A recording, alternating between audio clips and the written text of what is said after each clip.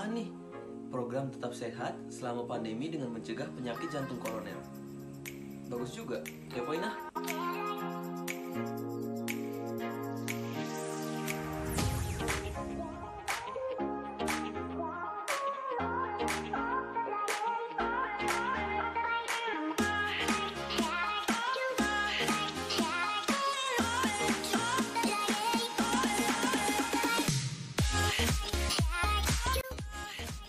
Ikutan ah, biar tahu infonya.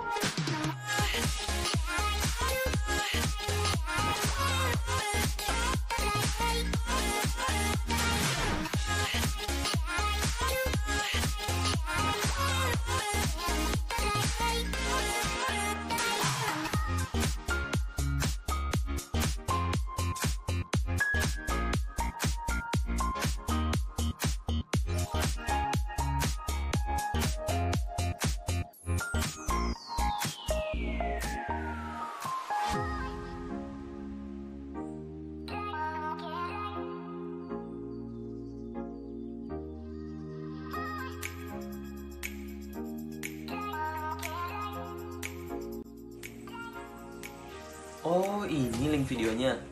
Kepo ah. Halo, assalamualaikum semuanya. Kami dari angkatan 2017 Gizi UHAMKA ingin sharing ke kalian tentang tetap sehat selama pandemi dengan mencegah penyakit jantung koroner. Sebelumnya kami ingin mengucapkan terima kasih kepada kalian yang sudah bersedia menonton video ini. Jangan lupa dikasih like-nya ya. Sharing ini merupakan salah satu pemenuhan tugas kami untuk mata kuliah Gizi Komunitas Kompreh. Sebelumnya, nama saya Dini Aluya Putri akan menjadi teman sharing pertama kalian. Saya akan membahas tentang apa sih jantung koroner itu? Apa yang menyebabkan terjadinya jantung koroner? Nah, jadi jantung koroner merupakan penyakit yang terjadi akibat adanya sumbatan pada pembuluh darah yang berfungsi untuk mengantarkan darah dan suplai O2 ke jantung. Sumbatan ini biasanya terjadi karena adanya plak di pembuluh darah sehingga arteri koroner menyempit dan darah yang dialirkan ke jantung akan melambat. Kenapa bisa terjadinya plak dan kenapa terjadinya sumbatan? Dari berbagai penelitian, sangat banyak sekali penyebab penyakit jantung koroner. Tapi, ada 5 penyebab utama yang menyebabkan penyakit jantung koroner. Yang pertama, hipertensi. Yang kedua, kolesterol dan trigliserida yang tinggi. Yang ketiga, kebiasaan merokok. Yang keempat, obesitas. Dan yang kelima adalah luka pada dinding arteri. Kelima ini merupakan penyebab utama terjadinya penyakit jantung koroner. Biasanya, plak atau sumbatan itu merupakan penumpukan lemak, sehingga obesitas menjadi faktor utama juga yang menyebabkan penyakit jantung koroner. Saat arteri rusak, plak ini akan lebih mudah untuk menempel pada arteri dan lambat laun akan menebal. Saat plak ini terus-menerus menebal, maka aliran darah ke dalam jantung akan sangat sedikit dan lambat. Saat itu terjadi dengan waktu yang lama, dapat menyebabkan kerusakan maupun kematian untuk jantung. Hal ini sangat berbahaya. Maka itu kita harus waspada terhadap penyakit jantung koroner dari usia dini. Selanjutnya akan disampaikan oleh teman-teman saya yang lain. Kepada teman-teman saya yang lain, saya persilahkan. Hai, perkenalkan nama saya Nadia Sabrina. Di sini saya akan menjelaskan mengenai tanda dan gejala serta faktor resiko dari penyakit jantung koroner. Lalu, apa sih tanda dan gejala dari penyakit jantung koroner? Penyakit jantung koroner memiliki tanda dan gejala seperti sesak nafas, rasa tertekan, terbakar, dan nyeri di dada. Lebih spesifiknya nyeri di dada bagian tengah. Lalu dia akan menjalar ke bagian lengan kiri, punggung, leher, rahang bawah, dan ke ulu hati. Dan biasanya juga disertai dengan keringat dingin, rasa lemah, berdebar, dan terkadang sampai pingsan. Selanjutnya, ada faktor risiko dari penyakit jantung koroner. Faktor risiko ini terbagi menjadi 3. Yang pertama, ada faktor risiko yang dapat dikendalikan. Yang kedua, ada faktor risiko yang tidak dapat dikendalikan. Dan yang ketiga, ada faktor lainnya. Faktor resiko yang dapat dikendalikan yang pertama itu ada riwayat kesehatan atau riwayat penyakit. Jadi seseorang yang terkena penyakit jantung koroner itu bisa karena adanya riwayat penyakit seperti dislipidemia, hipertensi, diabetes mellitus, dan lainnya. Di mana penyakit-penyakit ini sering menjadi salah satu resiko dari berbagai penyakit. Dan obesitas atau kelebihan berat badan juga menjadi salah satu faktor resiko dari penyakit jantung koroner. Ada penelitian yang mengungkapkan jika seseorang yang menderita penyakit diabetes mellitus itu beresiko 6 kali lebih besar untuk terkena penyakit jantung koroner. Adapun penelitian lain mengungkapkan jika seseorang yang memiliki penyakit dislipidemia itu beresiko 3 kali lebih besar untuk terkena penyakit jantung koroner. Yang kedua itu ada konsumsi alkohol. Alkohol ini dipersepsi sebagai racun oleh tubuh. Oleh karena itu, tubuh dalam hal ini hati akan memfokuskan kerjanya untuk menyingkirkan racun atau alkohol tersebut. Akibatnya, bahan lain yang masuk ke dalam tubuh seperti karbohidrat, protein, lemak yang bersirkulasi dalam darah harus menunggu giliran sampai proses pembuangan alkohol tersebut dalam kadar normal selesai dilakukan. Akibatnya, walaupun kita mengkonsumsi makanan dalam jumlah normal, tapi tubuh seakan-akan kelebihan makanan. Dan untuk terkena penyakit kardiovaskular seperti penyakit jantung koroner dan stroke itu akan meningkat. Yang ketiga, ada kebiasaan olahraga. Kurangnya olahraga yang teratur atau melakukan aktivitas fisik minimal 30 menit sehari itu akan mengakibatkan kelebihan kalori di dalam tubuh sehingga tidak terbuang melalui proses pembakaran. Hal ini akan menyebabkan penimbunan lemak di dalam tubuh yang mempengaruhi gerak jantung dalam memompa darah, sehingga banyak anggota tubuh yang lain tidak mendapatkan suplai oksigen. Olahraga yang bisa dilakukan terutama untuk penderita penyakit jantung koroner itu olahraga yang ringan, seperti berjalan kaki, jalan cepat, atau jogging. Yang keempat itu ada kebiasaan merokok. Rokok memang sangat membahayakan untuk tubuh. Rokok juga merupakan salah satu faktor untuk terjadinya berbagai macam jenis penyakit. Pada penyakit jantung koroner, seseorang yang memiliki kebiasaan merokok itu beresiko 3 kali lebih besar untuk terkena penyakit jantung koroner.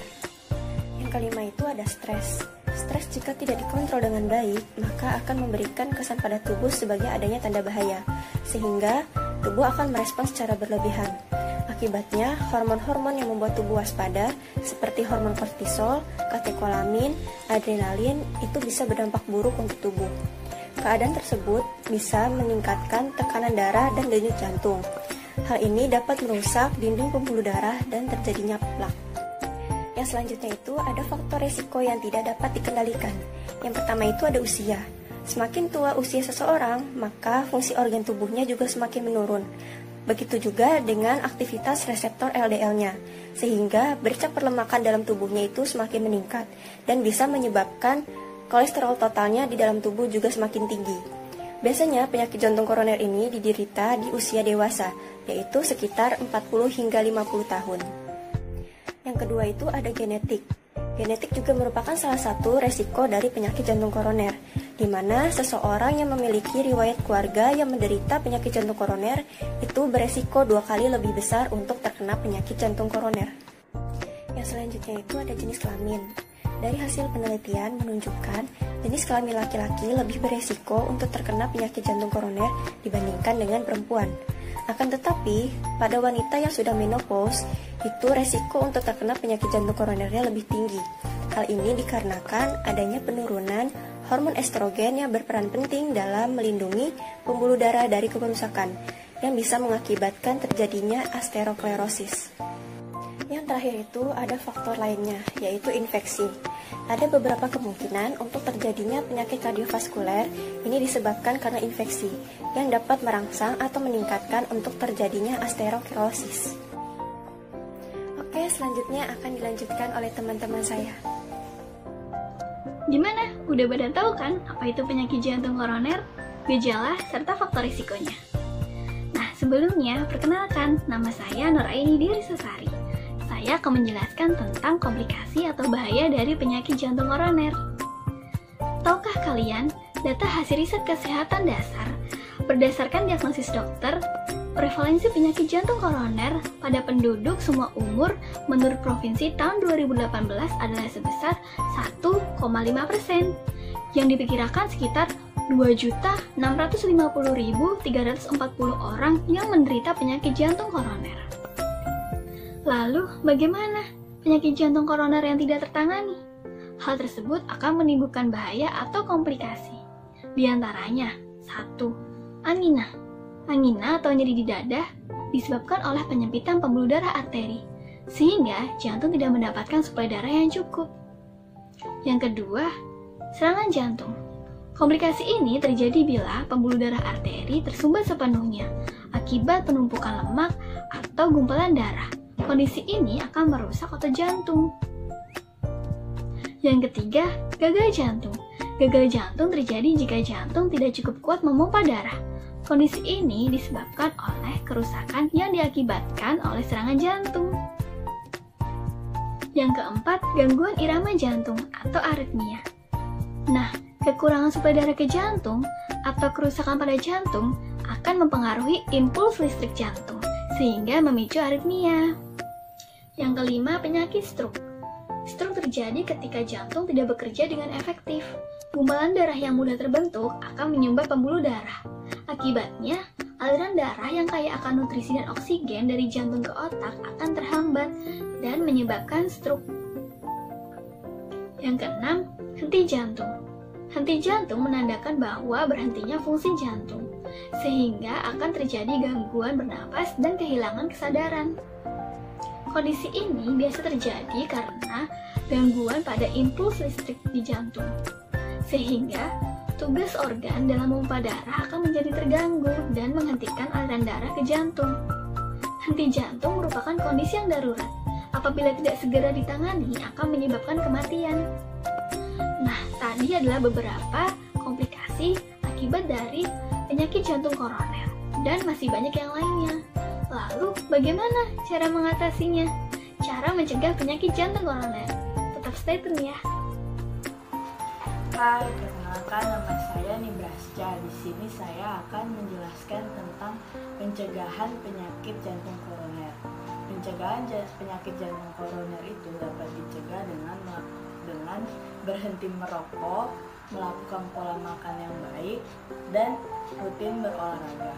Pola makan yang baik adalah mengkonsumsi aneka ragam makanan seperti yang tertera dalam isi piringku, yaitu sepertiga piring karbohidrat, sepertiga piring sayur-sayuran, 1/6 piring protein baik hewani ataupun nabati, dan 1/6 buah-buahan. Selain itu juga membatasi konsumsi GGL, yaitu gula, garam, dan lemak.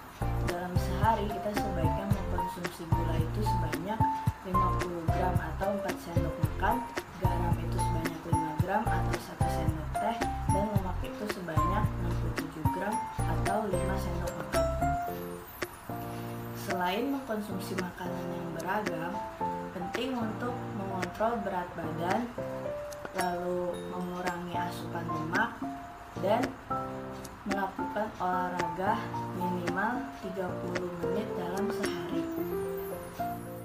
Perkenalkan, nama saya Namira Permata Tanjung. Di sini saya akan menjelaskan tentang bahan makanan yang dianjurkan dan bahan makanan yang tidak dianjurkan untuk penyakit jantung koroner. Nah, yang pertama itu dari sumber karbohidrat, di mana bahan makanan yang dianjurkannya itu ada nasi, roti, makaroni, kentang, biskuit, tepung terigu, tepung sagu, dan mie. Nah, untuk bahan makanan yang tidak dianjurkannya itu adalah makanan yang mengandung gas atau alkohol, seperti singkong, ubi, dan tape. Nah, kedua itu dari sumber protein hewani, di mana bahan makanan yang dianjurkannya itu ada daging sapi, ayam yang rendah lemak, ikan, telur, dan susu yang rendah lemak. Nah, untuk bahan makanan yang tidak dianjurkannya itu adalah daging sapi dan ayam yang tinggi lemak, sosis, hati, babat, kepiting, kerang, keju, dan susu yang tinggi lemak. Nah, ketiga itu dari sumber protein nabati, di mana bahan makanan yang dianjurkannya itu adalah kacang-kacangan kering seperti kedelai dan hasil olahannya, yaitu tempe dan tahu. Nah, untuk bahan makanan yang tidak dianjurkannya itu adalah kacang-kacangan yang mengandung lemak cukup tinggi, seperti kacang tanah, kacang mete, dan kacang Bogor. Yang keempat itu dari sayur-sayuran, di mana bahan makanan yang dianjurkannya itu makanan yang tidak mengandung gas, seperti bayam, kangkung, wortel, buncis, kacang panjang, tomat, labu siam, dan toge. Nah, untuk bahan makanan yang tidak dianjurkannya itu makanan yang mengandung gas, seperti kol, kembang kol, lobak, sawi, nangka muda, dan lain-lainnya. Nah, kelima itu dari buah-buahan, di mana bahan makanan yang dianjurkannya itu buah-buahan segar. Nah, untuk bahan makanan yang tidak dianjurkannya itu buah durian dan nangka matang. Keenam itu dari sumber lemak, di mana bahan makanan yang dianjurkannya itu seperti minyak jagung, kedelai, margarin, dan mentega dalam jumlah terbatas dan tidak untuk menggoreng tetapi untuk menumis, serta kelapa atau santan encer dalam jumlah terbatas. Nah, bahan makanan yang tidak dianjurkannya itu seperti minyak kelapa dan minyak kelapa sawit serta santan kental. Nah, untuk ketujuh itu dari bumbu-bumbu, di mana bahan makanan yang dianjurkannya itu semua bumbu selain bumbu tajam dalam jumlah tertentu. Nah, untuk bahan makanan yang tidak dianjurkannya itu seperti cabai dan bumbu-bumbu yang tajam. Nah, untuk yang ke-8 itu dari susu dan hasil olahannya. Bahan makanan yang dianjurkannya itu seperti susu skim, dan bahan makanan yang tidak dianjurkannya itu susu full cream. Selanjutnya, saya akan memberikan contoh untuk menu makanan sehari penyakit jantung koroner. Mulai dari pagi, nasi tim, telur dadar, sup wortel, dan susu skim. Jam 10, salad buah. Makan siang, nasi tim, daging bumbu semur, sayur bening bayam, dan buah jeruk. Jam 4 sore, buah apel. Nah, untuk makan malam itu ada nasi tim, ayam panggang, tumis kacang panjang, dan pepaya. Terima kasih sudah menonton video kami. Jangan lupa like, comment, share, and subscribe. Thank you. See you. Bye-bye. Oh, jadi gitu infonya. Bermanfaat juga programnya. Jadi tahu bahaya dan cara mencegah penyakit jantung koroner. Oke lah, lanjut ke post test.